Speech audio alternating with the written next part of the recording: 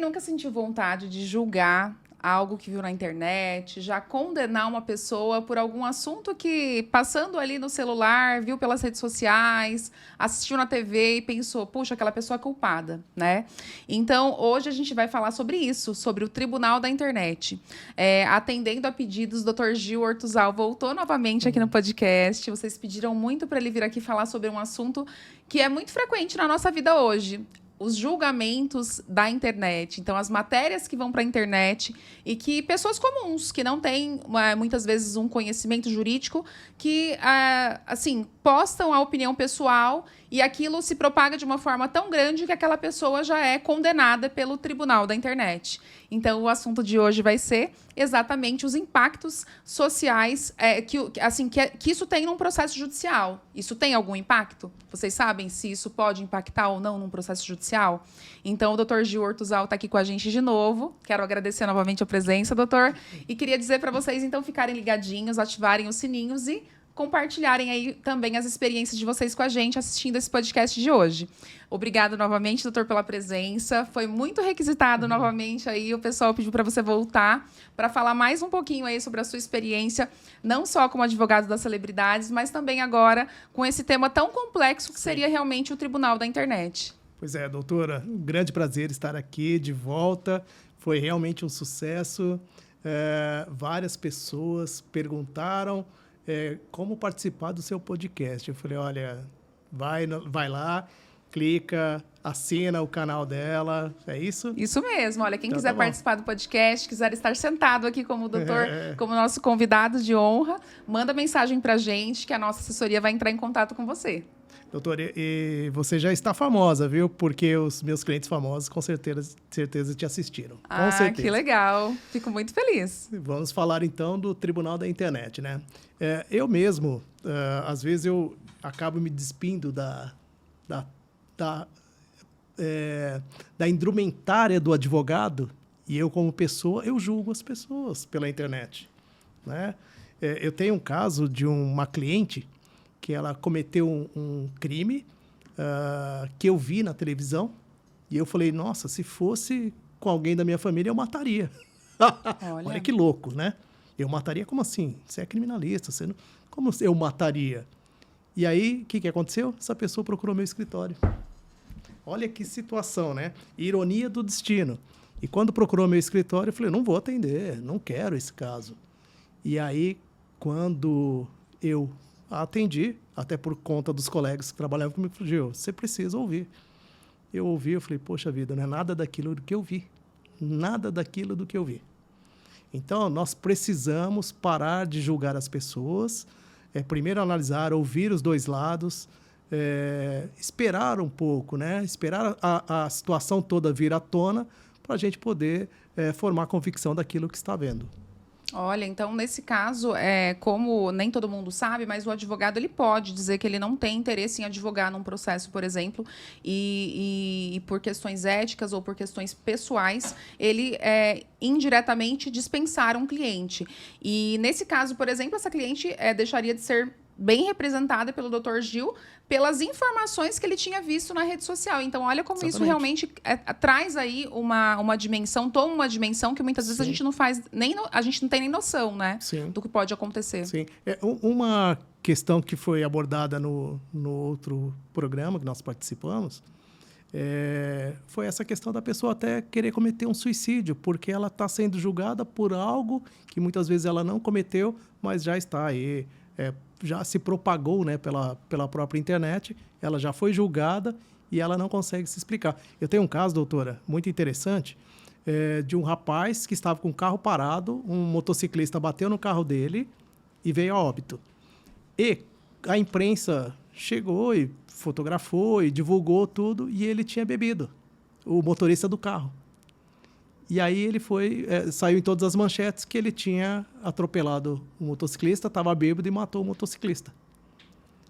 E aí ele nem foi denunciado, foi feita a perícia, descobriu realmente, ele estava parado com o carro, estava dentro do carro, mas ele tinha realmente bebido.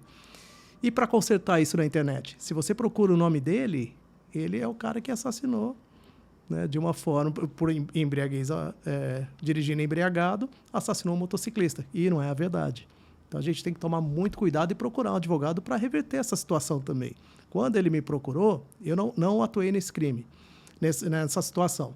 Quando ele me procurou, foi para tentar reverter a situação dele na internet. Entendi. Aí não sei como que tá, acabou não me contratando, mas são situações que vão ficar para sempre, né? A condenação dele na internet. E é uma coisa que a pessoa que passa por uma situação dessa, ela tem que agir rapidamente e procurar um profissional, né, doutor? Sim, Porque, por rápido. exemplo, isso toma uma dimensão muito grande, até mesmo pensando, por exemplo, na integridade física dessa pessoa, algumas pessoas podem tentar fazer justiça com as próprias mãos e até mesmo agredir fisicamente essa pessoa, né? Sim, isso é importante abordar isso. Eu tenho um caso também, olha o que aconteceu. O meu cliente brigou com a esposa e ele foi trabalhar. E ela postou, na época, no Facebook, imagens dela toda machucada e falando que ele agrediu ela. E na verdade, essas imagens era um tombo de bicicleta que ela tinha levado já alguns meses atrás, tinha se machucado, machucou o rosto e tudo. E ela postou isso na internet, falando que o marido tinha espancado ela. Foram no trabalho dele para espancar ele. E aí teve que chamar a polícia e tal, graças a Deus não aconteceu nada. E ele me ligou e falou, doutor, aconteceu isso. Eu falei, poxa vida, poderia alguém criar todo um clamor público ali e linchar você e te matar. Olha a irresponsabilidade dessa mulher. Depois descobriu que ela não tinha... Ela respondeu o processo por causa disso. Mas assim, você não pode brincar. A internet, qualquer coisa que você fala ali, arranhou a imagem, depois para consertar é muito difícil. E puxando realmente um link nisso que o doutor falou, hoje a gente tem muitas falas na internet desencontradas, informações não verídicas, ou muitas vezes até quando a pessoa toma as dores de uma situação e dá um parecer pessoal e se insere ali naquela demanda de internet, onde as falas vindas, por exemplo, da rede social podem gerar um processo. O doutor tem muito processo vindo dessa situação, de falas que vieram de uma rede social, Sim. da pessoa que se sentiu ofendida procurando o doutor para ingressar com uma ação para pedir uma reparação, por exemplo, de ordem moral, ou até mesmo para pedir uma retratação, porque a pessoa que, por exemplo, cometeu alguma injustiça, falou algo que não devia, pode, por exemplo, ter que se retratar, ter que postar um vídeo esclarecendo alguma coisa, ou mesmo uma nota. Sim, isso é muito comum, muito comum. Quem comete um crime de difamação, por exemplo, qualquer crime, difamação, injúria, e ele na internet, e aí as outras pessoas vão lá compartilhar, ela também está cometendo crime. Ela está propagando aquela difamação, aquela injúria, ela está endossando aquilo que foi falado. Então, tem que tomar muito cuidado, não compartilhe e toma cuidado também com os comentários.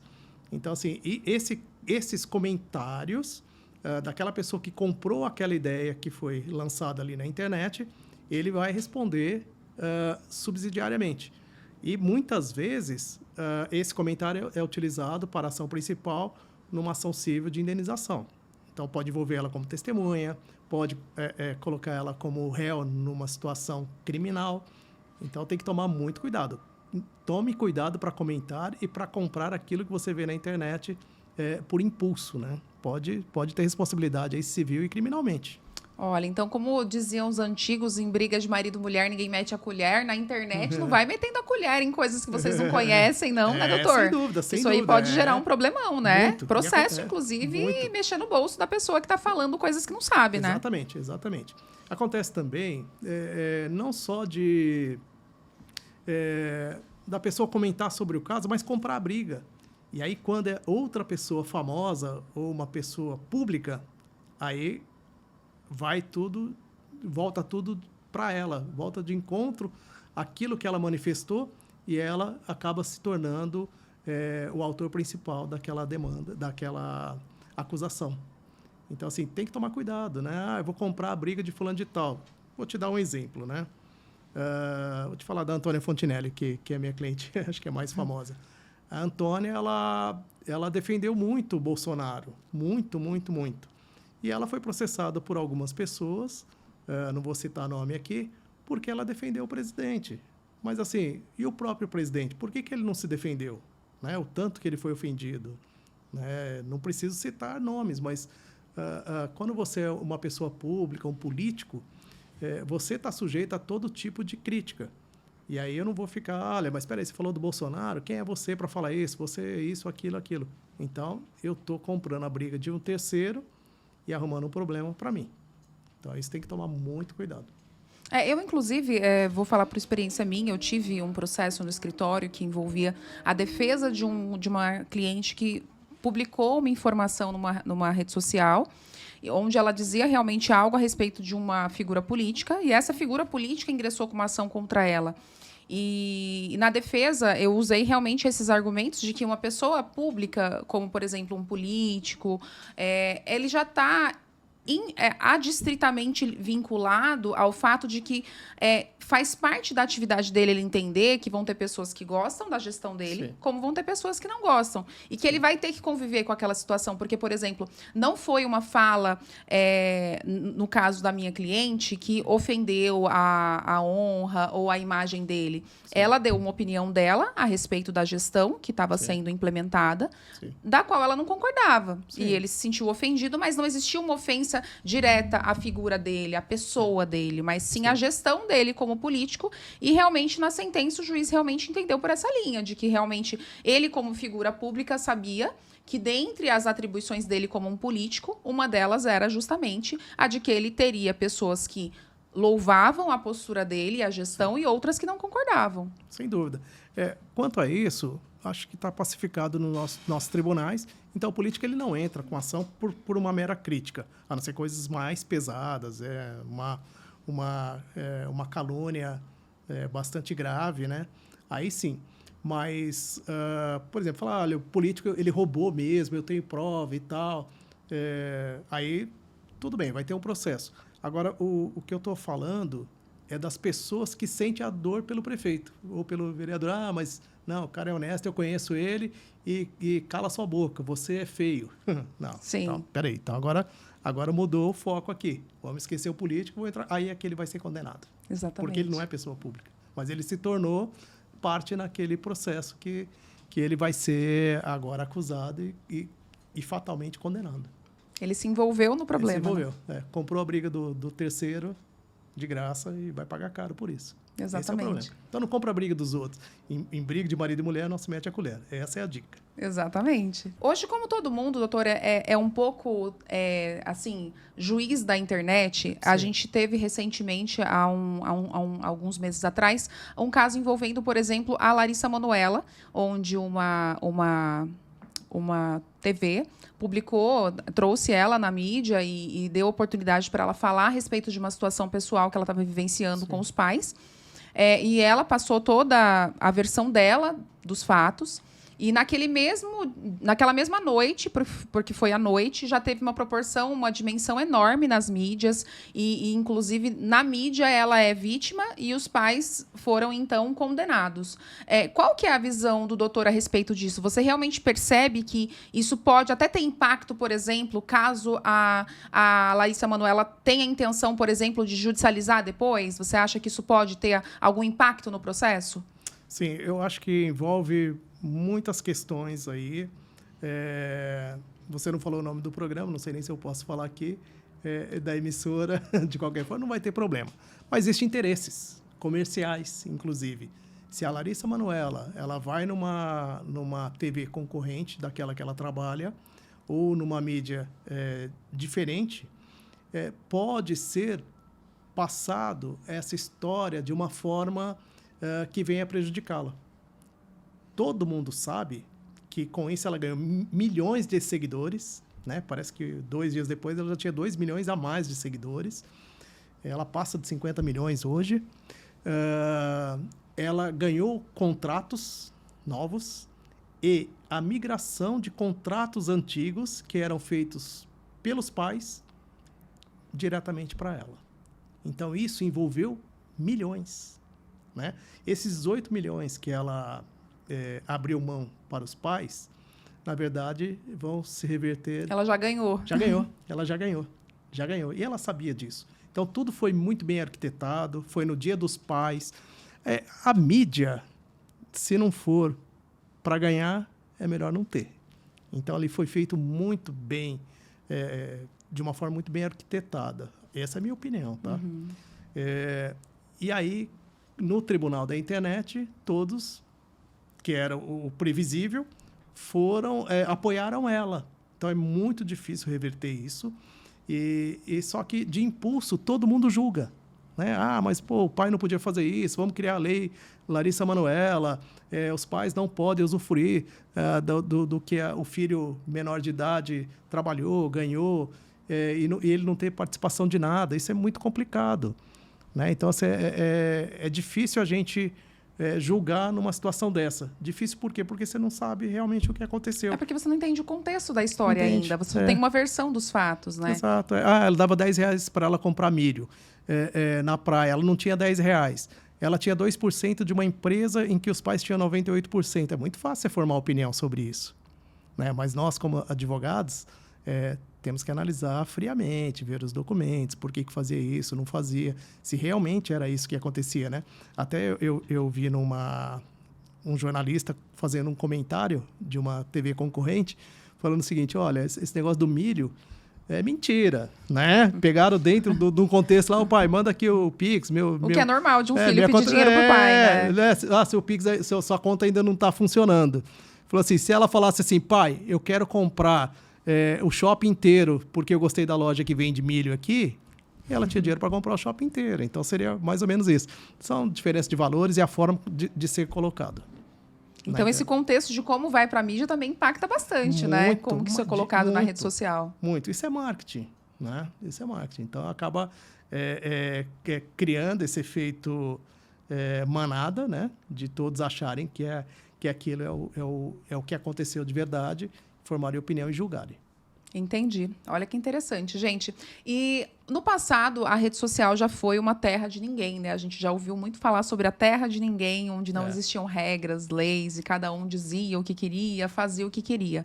Hoje a gente percebe a legislação evoluindo bastante, já tem bastante jurisprudência, a gente percebe realmente outros países também preocupados com essa questão do quanto a internet pode impactar na vida das pessoas, de modo geral, de forma assim, positiva e também de forma negativa, né? Então, a gente percebe realmente uma evolução na legislação nesse sentido.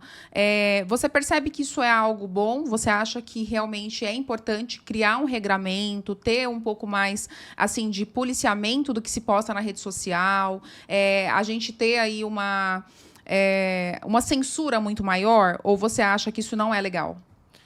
Não, eu acho que não é legal ter censura. Eu vejo assim, que cada país está evoluindo da forma que deve ser, da forma cultural, né, daquele país e dentro da legislação. O Brasil está fazendo isso muito bem.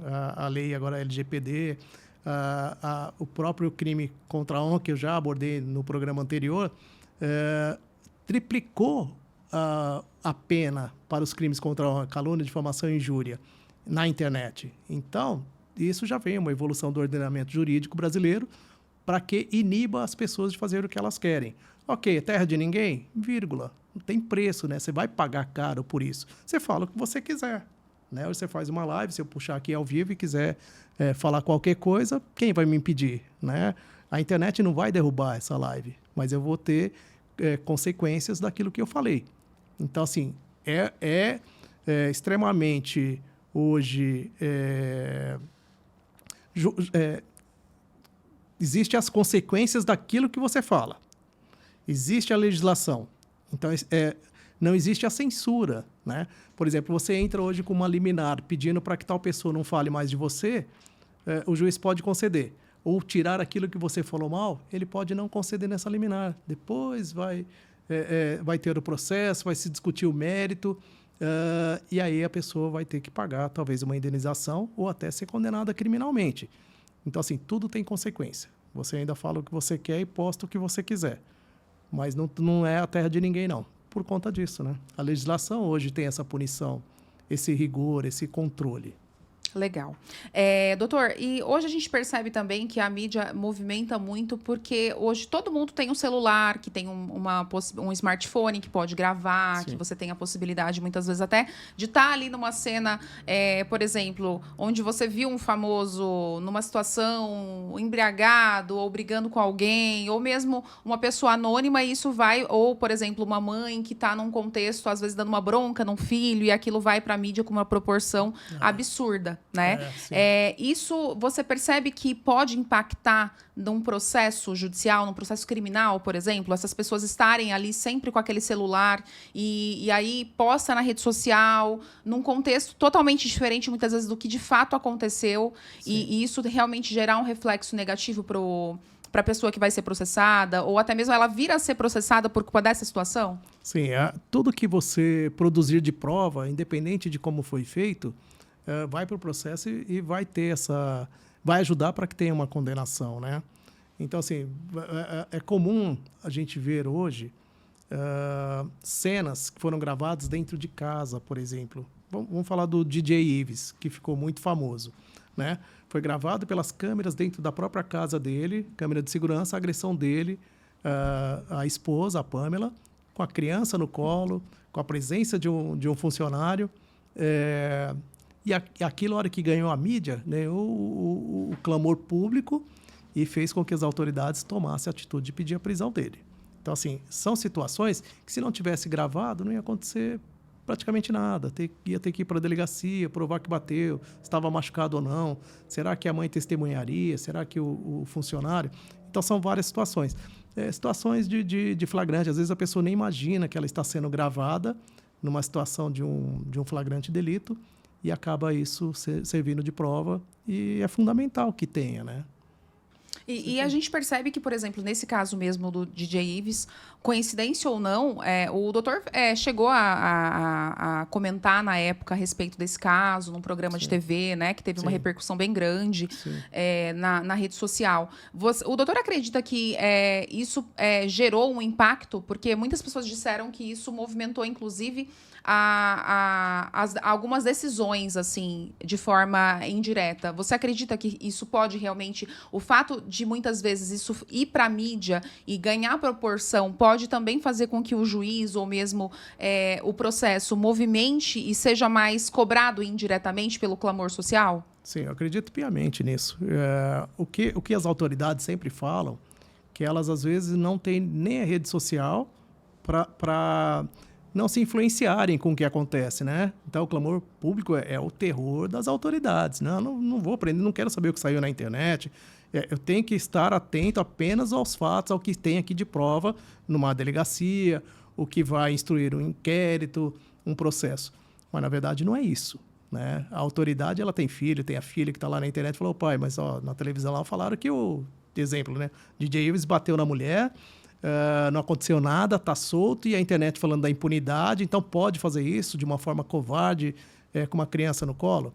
O DJ Ives agora já está seguindo a carreira dele, reconheceu que ele errou, mas não teria acontecido tudo isso se não tivesse sido gravado e exposto na internet.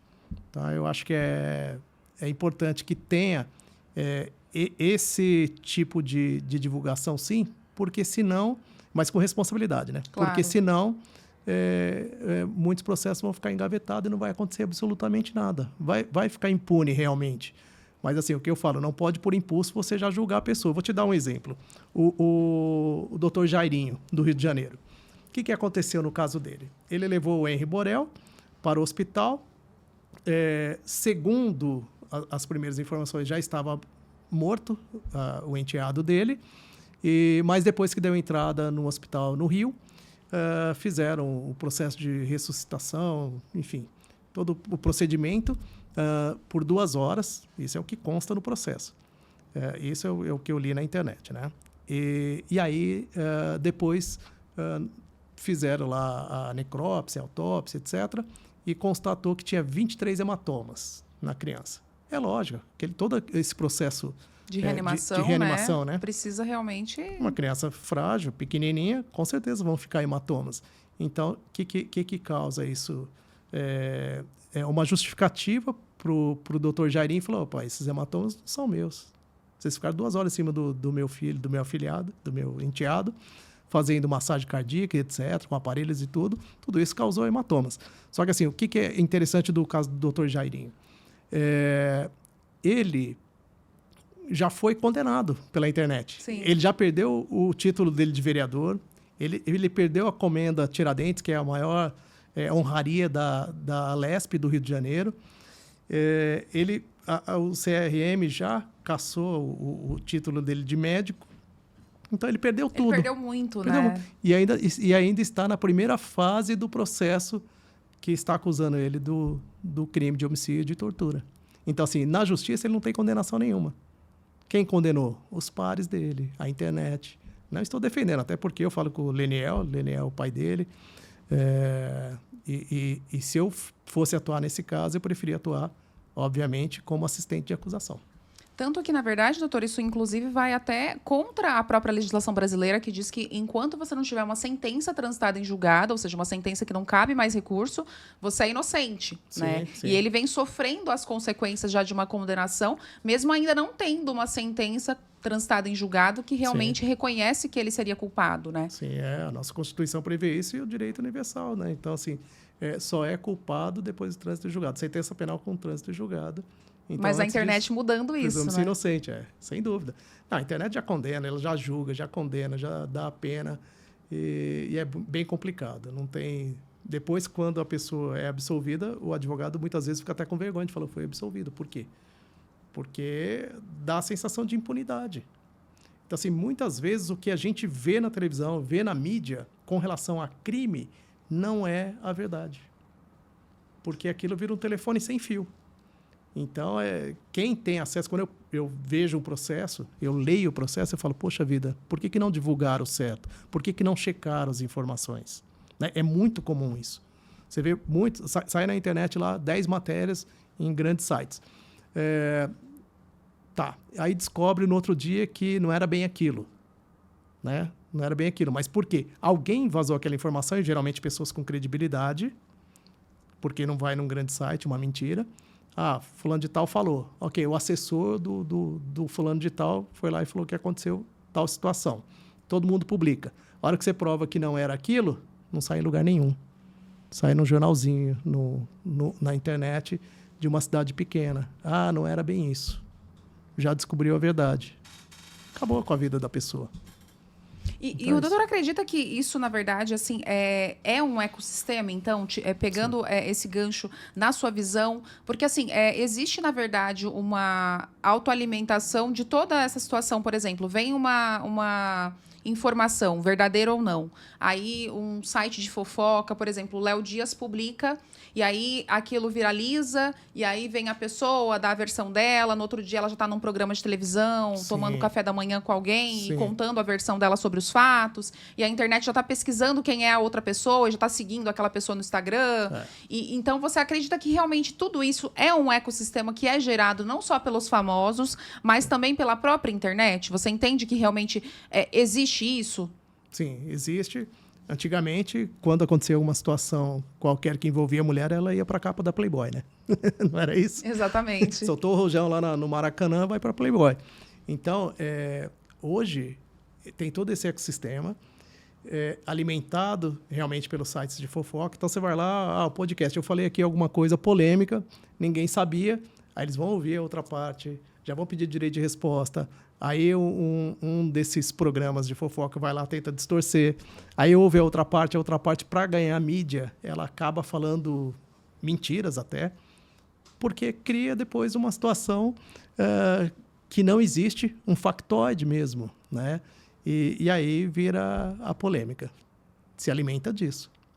Porque os famosos, eles estão muito envolvidos sempre em muitos boatos, né? Você acredita, doutor, que, assim, existem famosos que, às vezes, acabam não só comprando uma briga, mas, às vezes, se envolvendo numa discussão ou mesmo num fato de internet para ganhar visibilidade, para ganhar seguidor? Você tem alguma, assim, opinião a respeito disso? Ou até mesmo, assim, mesmo que não seja alguém que o doutor conhece, mas que é famoso, que aconteceu com essa pessoa, ela não tinha seguidores e no dia seguinte ao fato acordou com milhões de seguidores? Sim.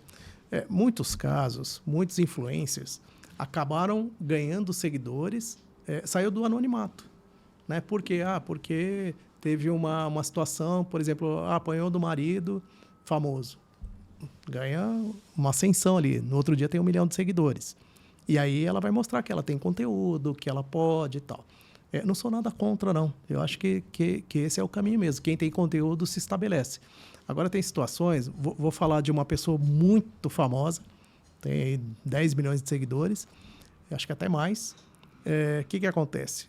Que é muito comum, que é importante falar para quem nos assistir aqui. Quando você já tem milhões de seguidores e uma pessoa que não tem nada começa a criticar você, e essa pessoa é anônima, mas ela tem conteúdo, ou às vezes nem tem muito conteúdo, mas ela é anônima. Eu vou te dar um exemplo. Essa pessoa muito famosa, passa de 10 milhões de seguidores, ela foi muito criticada por um profissional. Eu sei quem é, gente. Bom, enfim. Essa pessoa criticou ela na internet e começou a fazer várias críticas, e chegou até ela essa informação, ela foi lá, pegou a imagem dele e falou, olha, para de falar de mim. Quem é você, né? Você pensa o quê? Seu fulano de tal. E ele é um profissional. O que aconteceu? Ele tinha 20 milhões de seguidores, no outro dia estava com 100 milhões, 20 mil, no outro dia estava com 100 mil, ganhou a mídia, e o que ela falou dele, ele acabou usando para processá-la. Então, o que ele ganhou? Visibilidade, ganhou dinheiro, ela voltou os holofotes para ele, deu palco para ele, né? Essa é a gíria que nós usamos, e transformou ele numa pessoa famosa. Aí, o que ele faz? Ele se aproveita da situação, ele tem conteúdo, já monta a equipe dele e virou já o influencer, ou o mentor, ou o cara que é formador de opinião, é o cara que é o profissional de excelência já na internet. Né? O que ele fez? Ganhou carona lá. Todos os dias acontece isso. Semana passada, um artista muito famoso, ele foi muito criticado por uma outra pessoa que já tem bastante seguidores, mas não tanto. E ele foi criticado de uma forma bastante injusta. E ele me ligou e falou assim, Gil, eu quero que você acione essa pessoa e eu vou colocar no meu Instagram aqui, já vou falar que eu te contratei e que nós vamos para cima. Eu falei, não faça isso. Por quê? Não vai ter eco, cara. Se você fizer isso, ela vai pegar carona nos seus seguidores. E daqui a pouco vai estar o Léo Dias, o não sei quem, o Lobianco, e todo mundo, a Sônia Abraão, comentando sobre o caso. Deixa lá. Se você vê que isso vai ter uma dimensão maior, aí nós vamos pensar em alguma coisa. Sempre eu penso o seguinte, vamos tomar as medidas por doses homeopáticas. Vamos fazer uma interpelação. Por que você falou isso? Por que não entendi o que você quis dizer? Pedir explicações em juízo antes de fazer uma queixa-crime, antes de fazer um boletim de ocorrência. Vamos tentar entender o que aconteceu. Porque se você quiser só palco ou holofote, aí você vai ganhar um processo e arcar com as consequências do que você está fazendo. Agora, se você tiver uma justificativa plausível, ok, eu vou abaixar minha cabeça e encerro o assunto por aqui. Então, acho que tem que ter cautela, profissionalismo. Sempre ter um profissional para você consultar e saber o que fazer. Não vai soltando na mídia de qualquer jeito, porque você está dando espaço para o outro crescer em cima de você. E justamente por isso, porque a rede social tem muita armadilha, inclusive, para quem já é famoso, né? Porque Exatamente, às vezes a pessoa anônima, ela se aproveitando da fama daquela pessoa, tenta chamar a atenção dela de alguma forma, e na maioria das vezes é falando mal daquela pessoa, né? Para chamar a atenção e para chegar até aquela pessoa, para poder se aproveitar daquele sucesso e ainda ganhar uma indenização como um presente, né? Eu já fui vítima disso. Olha, eu já fui vítima disso. O que acontece que eu acho interessante, né? Quando um artista está no auge, saiu do BBB. Aí aquele que fez o BBB 1, que ninguém nem lembra dele, o cara está esquecido do nada, ele vai lá e fala assim, se fosse na minha época, esse cara já tinha apanhado, esse cara é um babaca, não sei o quê. Para quê? Para ele ganhar mídia. E eu já fui vítima disso, muito interessante. Eu até, no começo, eu falei, eu estou fazendo exatamente aquilo que eu falo para o cliente não fazer. Falar assim, fala para o seu advogado, eu sei que é ele lá. Fala para ele estudar. O cara não vai fazer nada, não. Ele nem sabe o que ele está fazendo. E tenta me desmerecer. Aí fala, cara, que legal, né? Eu vou ferrar esse cara. Depois eu esqueço também. Eu falo, não tenho tempo a perder. Não que ele vai ganhar carona comigo, mas ele tenta provocar, porque se eu entrar com uma ação contra ele, indiretamente vai envolver o meu cliente. Então, vira uma fofoca, né? E também dá visibilidade, porque o doutor também é famoso. Então, o fato de você advogar para famosos, para esse advogado também é um nicho para ele conseguir, muitas vezes, a fama que ele pretende, né? Sim, então, tem que tomar muito cuidado, realmente, né? Tem que ficar muito atento. E hoje você advoga em muitos casos grandes, né? Sim. E tem muitos clientes famosos. Então, pensando nisso, você entende que é importante fazer parcerias? Você costuma fazer parcerias? Como que você trata essa questão das parcerias? Doutora, fundamental a parceria. Muito importante sua pergunta para quem está na advocacia. Eu acho que todas as áreas, praticamente, mas na advocacia em especial, é importante fazer parceria porque nós temos várias áreas de atuação. Meu escritório principal dele é criminal, família e civil. Eu faço parcerias com advogados do mais alto gabarito. É como se fosse uma universidade. Eu tenho que trazer para mim aquele advogado experiente, o que tem o mestrado, o que tem o doutorado, o que tem o pós-doc, ou aquele que tem 500 júris, por exemplo. Né? Eu vou te falar dos meus 2 últimos júris. Um como assistente de acusação. Eu estive no plenário do júri com um promotor com mais de 500 júris, e mais um assistente dele, outro promotor, e com um colega com mais de 100 júris. Nos preparamos, fui contratado, inclusive, por uma cliente que mora na Europa, para poder fazer assistência de acusação aqui no Brasil, que esse homicídio aconteceu aqui, numa visita de férias deles. Tivemos o melhor resultado. Eu tive, nesse último júri, olha que interessante e que emblemático, uma tentativa de homicídio em que meu cliente foi acusado de disparar 12 tiros contra a vítima. Desses 12, 7 a atingiram. Ok. Tinha filmagem, a vítima não morreu, falou que realmente foi o meu cliente que atirou a queima-roupa, 2 metros de distância. E eu, entendendo que ele poderia ser absolvido, chamei 2 colegas com centenas de júri, muito experientes para fazer parte da minha equipe de defesa. Fomos com 4 advogados, eu capitaneando essa defesa ali no plenário. Olha que interessante. O júri, o Tribunal do Júri, é o instituto mais democrático do ordenamento jurídico brasileiro. Por quê? Quem julga? O povo. Juiz natural da causa são os 7 jurados que estão ali. Quem julga são eles, não é o juiz. Olha que interessante. O cliente foi acusado, tinha filmagem, acertou 7 tiros. Foi provado, entre aspas, segundo o promotor, foi provado, tinha câmera, tal. Os jurados absolveram ele. Olha. Inédito. Assim, para mim, primeira vez que acontece isso. Parabéns. Né? Como que você vai lá? Tem os quesitos. Olha, ele atirou, atirou. Ele acertou, acertou. Ele foi o autor? Foi. Ele tentou matar? Tentou. Você condena ou absolve? Absolvo. Aí, o que conta? A experiência do advogado. Você defendeu um bandido, você defendeu... Não, não é isso. É democracia, é justiça. Quem julga são aquelas 7 pessoas que estavam ali. Quem julgou foram eles, não fui eu. Eu fiz o meu papel. Eu mostrei o porquê ele deveria ser absolvido, mesmo que ali provasse que ele tinha, talvez, a culpa. Eu não tenho a certeza absoluta de que foi ele que atirou, mas eu consegui que ele fosse absolvido. Então, olha que interessante, situações como essa que fazem parte do direito. Mas você tem que estar sempre fazendo parcerias com pessoas da mais alta capacidade. Nós temos processos extremamente complexos, né, de todas as áreas. Então, é difícil. Precisamos sempre de um perito em determinada área. Nós trabalhamos com tudo. Com situações ambiental, por exemplo. Nós temos uma situação de uma empresa, uma hidrelétrica. O que precisa? Precisamos dos peritos. Precisamos do profissional junto, para a gente poder ter uma chance de êxito. Realmente parceria é muito importante, né? Porque aí você seleciona realmente os melhores para estar no seu time, para entregar realmente para o seu cliente o que de melhor você tem hoje no direito, né? Exatamente. Mas isso, tem cliente que não entende. Ele fala assim, doutor, eu quero só você. Mas por que tem esse monte de nomes aqui na procuração? Doutor, por que fulano de tal me ligou, sendo que eu contratei você? Ah, mas você não vai atuar mais no meu caso. Não, faz parte do time. Ah, mas eu já ouvi falar desse outro advogado. Faz parte do time. E eu já fiz parte do time dele também.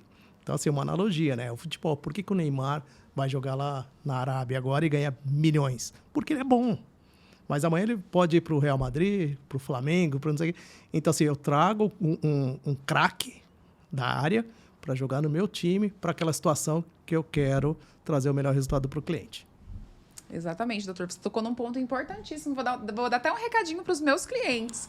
Todo mundo que está na minha equipe faz parte do time. Então, quando a gente delega e a gente trabalha em conjunto com outros profissionais, é porque eles são tão bons quanto nós ou melhores. Então, a gente confia muito nesse profissional. A gente não entregaria, não trabalharia em conjunto com um profissional que a gente realmente não acredita nele. Então, realmente, a demanda, ela continua sendo do advogado o qual você procurou. Porém, como ele quer te entregar sempre o melhor, ele vai se aliar aos melhores, né? Sempre. Pois é, você vai coordenar todo o trabalho. Você Exatamente. É capitão do time, né? Então, isso é importante. Excelente. E eu gostaria, doutor, que você comentasse alguns casos que tiveram repercussão nos últimos tempos. Se você pode comentar algum caso pra gente. Casos meus... Gostaríamos que fossem casos seus, mas se você não puder comentar os seus... Casos meus eu vou deixar para vocês procurarem no Google. Gil Ortuzal, advogado. Vai ter bastante coisa lá. No meu Instagram tem pouquinha coisa, mas... posso divulgar aqui? Claro, com certeza. Fica à vontade.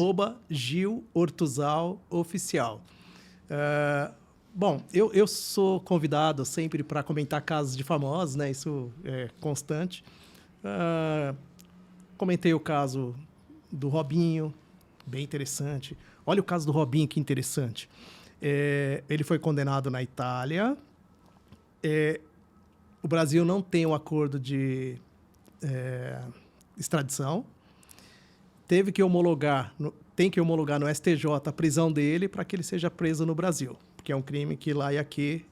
o que aconteceu lá e aqui é crime. Ainda não se resolveu isso. Como ele está no Brasil, ele não vai ser extraditado e cumprir a prisão na Itália. Então, esse processo continua. Só que, o que a internet fez? Divulgou áudios dele recentemente, e aí todo mundo está pedindo a condenação dele. Está pedindo que ele seja preso. A Assembleia Legislativa de São Paulo criou uma comissão para que reivindique junto ao STJ que seja homologado já. O que é isso? O clamor público. Clamor público. Ele tem muito dinheiro, ele tem os melhores advogados e ele vai protelar isso o máximo que ele puder. Daniel Alves está preso na Espanha. Por que ele está preso? Né? A situação do Daniel Alves, eu fui comentar também. Porque lá, porque ele foi preso lá. Ele não estava morando lá, ele estava jogando no México. E ele, espontaneamente, foi dar o depoimento dele na delegacia, espontaneamente. Foi lá, ele foi passear lá, ele tem uns amigos dele, tem casa lá. Acho que ele tem casa lá. E ele foi lá, vou lá na delegacia falar sobre isso daí e já tentar resolver. Só que é uma delegada, a policial que estava junto sentiu que ele foi arrogante, a governadora, é tudo mulher. A cidade, eu não lembro a cidade que ele estava, que ele foi depor, era uma mulher, a governadora é mulher, e todo mundo se juntou, trancou ele. A situação dele ali é bem difícil, bem difícil. Não vou entrar em detalhes, né, certo ou errado, importante é que ele está preso, perdeu quase tudo que ele tinha, inclusive a mulher dele se separou dele recentemente. O Ronaldinho Gaúcho, ele foi para o Paraguai com passaporte como se ele fosse paraguaio nato. Não é passaporte falsificado. O grande problema ali é que o passaporte saiu da Casa da Moeda do Paraguai, como original. Agora você imagina aquele rosto dele, característico. Onde ele for no mundo, ele tem mais de 60 milhões de seguidores. Onde ele for no mundo, todo mundo conhece. Ó, Ronaldinho, me dá autógrafo, me dá autógrafo. Ele chegou no Paraguai falando espanhol. Eu sou paraguai desde chico. pero que sim, pero que não, foi preso. Né? Olha que bobeira. Como que pode, né? Uma pessoa pública dessa... Eu fui para lá. Eu fui para atender o Ronaldinho Gaúcho. Vários casos famosos. Agora Marília Mendonça, né? Marília Mendonça. Marília Mendonça, quando vazaram as fotos dela, a Isto me procurou para eu comentar sobre a questão das fotos, o crime de vilimpêndio e também uma possível indenização por causa da divulgação das imagens dela nessa situação. Então, é comum que as mídias consultem sempre advogados que transitam nessa seara aí dos famosos, e eu sou um deles. Que legal, doutor. Olha, gente, que interessante, né? O doutor Gil aqui tem muito assunto para falar com a gente. Na verdade, eu tenho certeza que vocês vão pedir para ele voltar aqui novamente, porque ele tem muito caso para contar. E a gente realmente percebe que o mundo dos famosos é um mundo realmente muito glamuroso, que tem muitas histórias, coisas que a gente realmente gostaria muito de saber, coisas que ele contou e coisas que ele não pode contar. Por segredos profissionais. Mas é isso, eu gostaria de agradecer mais uma vez sua participação. Estamos aí finalizando o episódio de hoje. E façam isso, comentem aí, interajam com a gente, sigam no Instagram, sigam nas redes sociais, falem com a gente aí sempre que vocês quiserem temas, sugiram temas. Se quiser participar também do podcast, manda mensagem pra gente, que a gente vai responder a todos vocês. E mais uma vez, doutor Gil, muito obrigado. Agradeço imensamente a participação. Entrevistar o advogado das celebridades para mim foi uma honra. Então, agradeço imensamente a sua vinda aqui novamente no podcast. Doutor, eu que agradeço. Parabéns, sucesso sempre. E eu estou à disposição. Sempre que vocês me convidarem, eu estarei aqui. Muito obrigado. Eu que agradeço. Beijão para todo mundo.